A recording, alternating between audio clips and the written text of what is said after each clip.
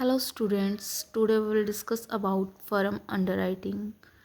तो firm underwriting में दो पार्टीज़ होती हैं, एक कंपनी होती है और एक अंडरराइटर्स होते हैं। ठीक है, जिसमें क्या है, अंडरराइटर्स क्या करते हैं, स्टार्टिंग में ही कंपनी से गारंटी ले लेते हैं कि वो क्या करेंगे, अंडरटेक करेंगे शेयर्स बजाय कि सब्सक्राइब करवाने के पब्लिक से। ठीक है, जो शेयर्स वो खुद स्टार्टिंग में गारंटी लेते हैं कि वो खुद लेंगे कंपनी से, ठीक है, तो उसको हम क्या बोलते हैं, फर्म अंडरराइटिंग बोलते हैं। ठीक है, तो इसमें क्या है, इस डायग्राम की हेल्प से समझेंगे कि फर्म अंडरराइटिंग क्या होती है। इसमें क्या करता है, अंडरराइटर्स होता है जो वो क्या करता है, खुद गारंटी लेता है अंडरटेक करने की शेयर्स को, इरिस्पेक्टिव कि वो क्या करे, पब्लिक शेयर से सब्सक्राइब करवाए। ठीक है, तो इसमें क्या रहता है कि सब्सक्राइब वो क्या करता है, खुद करता है। ठीक है, शेयर्स को खुद के लिए। तो इसमें जैसे हम एग्जांपल देखेंगे, एक XYZ लिमिटेड कंपनी है। ठीक है, वो क्या कर रही है, 60,000 शेयर्स को इशू कर रही है। ठीक है, इसमें क्या है, 3 अंडर राइटर्स हैं, A अंडर राइटर है, B अंडर राइटर है और C अंडर राइटर है। ठीक है, तीनों ने प्रपोर्शनेट में क्या किया है, इक्वल शेयर्स को अंडरटेक किया है। जैसे A ने भी 20,000 शेयर को अंडरटेक किया है, B ने भी 20,000 शेयर को अंडरटेक किया और C ने भी क्या किया है, 20,000 शेयर को अंडरटेक किया। तो इनकी cross liability A B C की क्या है, इक्वल है। ठीक है, तो अब एक एग्जांपल जो हम देख रहे हैं, इन्होंने ए ने जो अंडरटेक किए थे 20,000 शेयर अंडरटेक किए थे। ठीक है, लेकिन जो पब्लिक ने सब्सक्राइब किए हैं वो 18,000 शेयर ही क्या किए, सब्सक्राइब किए हैं ए से। यानी कि जो 2,000 रिमेनिंग, ठीक है, शेयर्स रह रहे हैं वो किसके द्वारा अंडरटेक कर लिए जाएंगे, अंडर राइटर के द्वारा कर लिए जाएंगे। जब हम इस केस में जो रिमेनिंग शेयर्स हैं, ठीक है, वो अंडर राइटर के द्वारा अंडरटेक किए जा रहे हैं, तो उसको हम क्या बोलेंगे, अंडर राइटिंग बोलेंगे। ठीक है, नॉर्मल अंडर राइटिंग बोलेंगे, ना कि फर्म अंडर राइटिंग बोलेंगे। तो फर्म अंडर राइटिंग और नॉर्मल अंडर राइटिंग में डिफरेंस क्लियर हुआ। जब क्या, नॉर्मल मतलब जब रिमेनिंग अंडर मतलब सॉरी, जब क्या है, जब रिमेनिंग शेयर्स की गारंटी किसके द्वारा ले ली जाती है, अंडर राइटर के द्वारा ले ली जाती है। ठीक है, तो उसको हम क्या बोलते हैं, नॉर्मल अंडर राइटिंग बोलते हैं। और फर्म अंडर राइटिंग किसको बोलते हैं, जब क्या है, अंडर राइटर क्या है, गारंटी खुद लेता है कि वो क्या करेगा, कंपनी के इतने शेयर्स को क्या करेगा, खुद के लेवल पे क्या करेगा, पर्सनल लेवल पे सब्सक्राइब करेगा। ठीक है, तो जैसे कि हम इसमें देखेंगे, टोटल लाइबिलिटी थी जो ग्रोस लाइबिलिटी ए की कितनी थी, 20,000 शेयर्स थी। ठीक है, अब क्या किया है, कंपनी ने जो शेयर्स इशू किए थे उसमें वो पर्सनल लेवल पे 1,000 शेयर इशू कर रहा है, चाहे वो मतलब सब्सक्राइब कितने ओवर सब्सक्राइब हों चाहे फिर अंडर सब्सक्राइब हों। ठीक है, शेयर्स कम जो मतलब अंडर राइटर है, फर्म अंडर राइटिंग के केस में अंडर राइटर को 1,000 शेयर लेने ही लेने पड़ेंगे। ठीक है, ऐसे बी को 2,000 शेयर की अंडरटेकिंग ले रहा है वो, और सी कितने की ले रहा है, 2,000 शेयर्स की अंडरटेकिंग ले रहा है। ठीक है, उसके बाद है मार्क्ड एप्लीकेशंस। मार्क्ड एप्लीकेशंस अपन ने किया था, क्या होता है, जब एक मतलब कंपनी है वो मोर देन 2 अंडर राइटर को क्या करती है, अपॉइंट करती है। ठीक है, उस केस में क्या है, वो अंडर राइटर्स क्या करते हैं, एक फॉर्म को पब्लिक के लिए इशू करते हैं। ठीक है, ताकि वो क्या करें, उस पर क्या लगी होती है, एक स्टैंप लगी होती है, सील लगी होती है। ठीक है, अंडर राइटर के नेम की। अगर वह इससे पता चल जाता है कि मतलब अंडर राइटर के नेम पे कितने लोगों ने, पब्लिक ने क्या किया, शेयर सब्सक्राइब किए हैं, तो उसको हम क्या बोलते हैं, मार्क्ड एप्लीकेशन बोलते हैं। जिन जो क्या है, जिस पे मतलब स्टैंप नहीं लगी हुई है, ठीक है, सील नहीं लगी हुई है अंडर राइटर के नाम की, तो उस केस में अगर वो डायरेक्टली बाय कर रहे हैं तो उसको हम क्या बोलेंगे, अनमार्क्ड एप्लीकेशंस बोलते हैं। ठीक है, तो अब इसका एग्जांपल जैसे अपन देखा है, ग्रोस लाइबिलिटी 20,000 की थी। ठीक है, तो इसमें क्या किया गया, इसमें से अगर आप लेस कर देंगे फर्म अंडर राइटिंग को और मार्क्ड एप्लीकेशंस को, तो अपने पास क्या आ जाती है, नेट लाइबिलिटी आ जाती है जो रिमेनिंग रह जाती है। ठीक है, जैसे कि ए के पास 20,000 शेयर्स थी, उसमें से क्या है, फर्म जो यानी कि अंडर राइटर ने खुद पर्सनल लेवल पे रिस्पॉन्सिबिलिटी लिया, वो कितने शेयर्स के लिए, 1,000 शेयर्स के लिए। और जो मार्क्ड एप्लीकेशन से उसके मतलब जो शेयर सेल हुए हैं वो 18,000 शेयर मतलब हुए हैं, तो नेट लाइबिलिटी रिमेनिंग कितनी रह चुकी है, वो 1,000 शेयर्स की रह चुकी है। ठीक है, in similar case be under writer की भी सेम केस रहेगा कि बी के पास 20,000 शेयर थे, उसने पर्सनल रिस्पॉन्सिबिलिटी 2,000 शेयर की ली, और मार्क्ड एप्लीकेशन जो थी उसकी कितनी थी, 17,000 थी। ठीक है, तो यानी कि 20,000 में से 90,000 अगर उसने मतलब सेल कर दिए हैं, ठीक है, तो 1,000 की जो लाइबिलिटी अभी नेट रह गई है। ठीक है, net liability in same case see as well also same.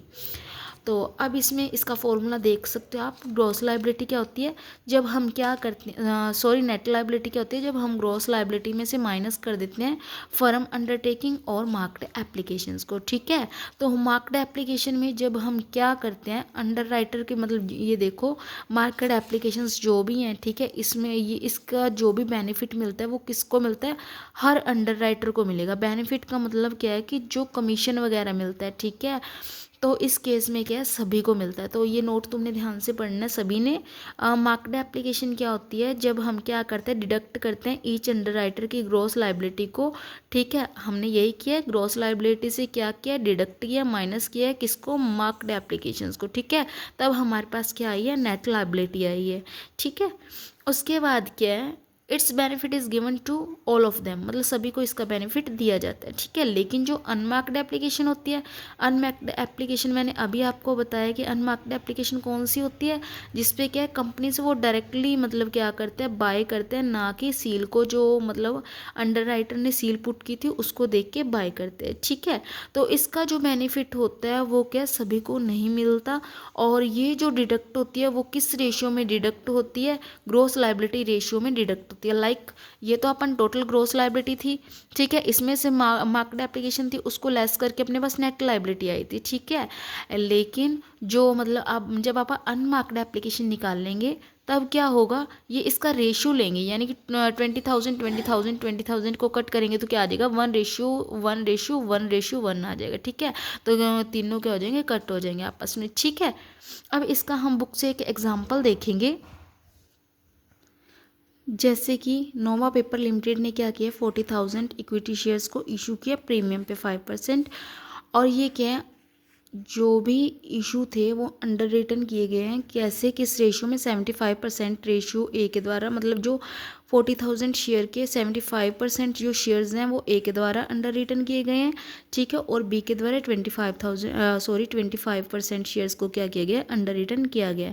उसके बाद है पब्लिक ने जो सिर्फ अप्लाई किए हैं, वो कितने शेयर्स को अप्लाई किया, 32,000 शेयर्स को क्या किया, अप्लाई किया। ठीक है, उसके बाद क्या, विच इंक्लूडेड मार्क्ड एप्लीकेशन, जो पब्लिक ने मतलब अप्लाई किया उनमें से जो मतलब अंडर राइटर की जिसकी सील लगी हुई थी, ठीक है, अपने नेम की, तो उनमें से ए 50,000 मतलब थी। ठीक है, और बी के कितने थे, 3,000 शेयर्स थे।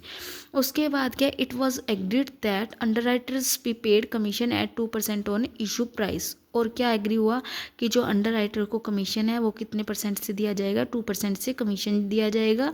तो अपन ने क्या निकालनी है, लायबिलिटी निकालनी है, ए और बी की निकालनी है। ठीक है, तो अब सबसे पहले है कि अपने को टोटल एप्लीकेशंस कितनी रिसीव हुई थी, 32,000 अपने को रिसीव हुई थी। ठीक है, उसके बाद है कि अपने मतलब जो ये एप्लीकेशंस थी टोटल 32,000 में से कितनी मार्क्ड एप्लीकेशन थी, 18,000 थी। ठीक है, 32,000 में से अगर मार्केट एप्लीकेशंस आप लेस कर देते तो अपने पास क्या आ जाएंगी, अनमार्क्ड एप्लीकेशंस आ जाएंगी। ठीक है, 32,000 में से आप लेस करेंगे कितने, 18,000 लेस करेंगे। ठीक है, तो उस केस में अपने पास कितनी आ जाएगी, 14,000 क्या आ जाएंगी, अनमार्क्ड एप्लीकेशंस आ जाएंगी। जैसे कि इधर देखते हैं, तो इसमें से हम लेस कर देंगे मार्क्ड एप्लीकेशंस।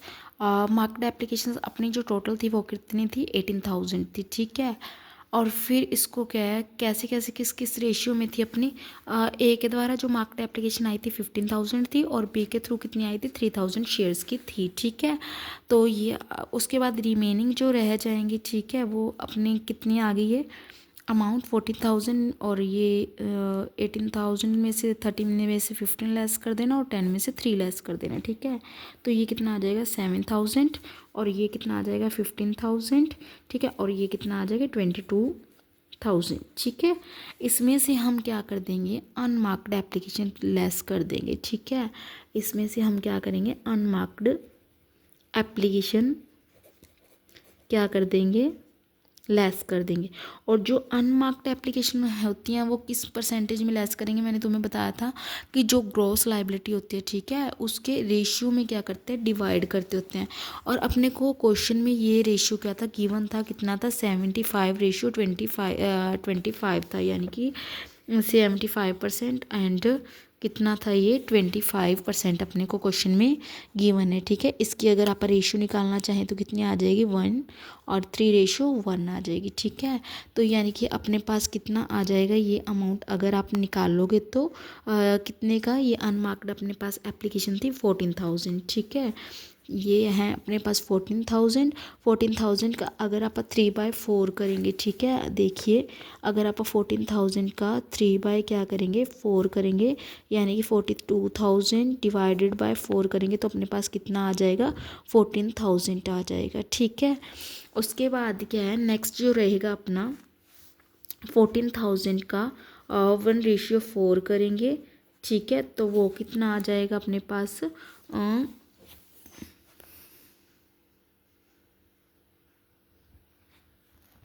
सॉरी ये इतना नहीं, इसको कैलकुलेट करके ये 10,500 आएगा। ठीक है, और इसको जब कैलकुलेट करोगे तो कितना आएगा 3,500 आएगा। ठीक है, इसको हमने 75:25 में डिवाइड किया है तो इसका 45,000 का कैसे कैसे आ गया, एक 10,500 आ गया ए का। ठीक है, और बी का कितना आ चुका है अपने पास है 3,500 आ गया है। ठीक है, तो ये इधर आप लिख देंगे ए का आया 10,500 और बी का कितना आया अपने पास 3,500 अमाउंट आया है। ठीक है, अनमार्क्ड एप्लीकेशंस का, और जो बाकी रिमेनिंग अमाउंट रहेगा ठीक है वो अपनी क्या आ जाएगी नेट लायबिलिटी आ जाएगी। यानी कि कितनी बच जाएगी 22,000 से जब 14,000 लेस कर देंगे तो अपने पास आ जाएगा 8,000। ठीक है, और जब हम लेस कर देंगे इसमें से 15,000 में से 10,500 तो अपने पास अमाउंट आ जाएगा नेट लायबिलिटी का 4,500।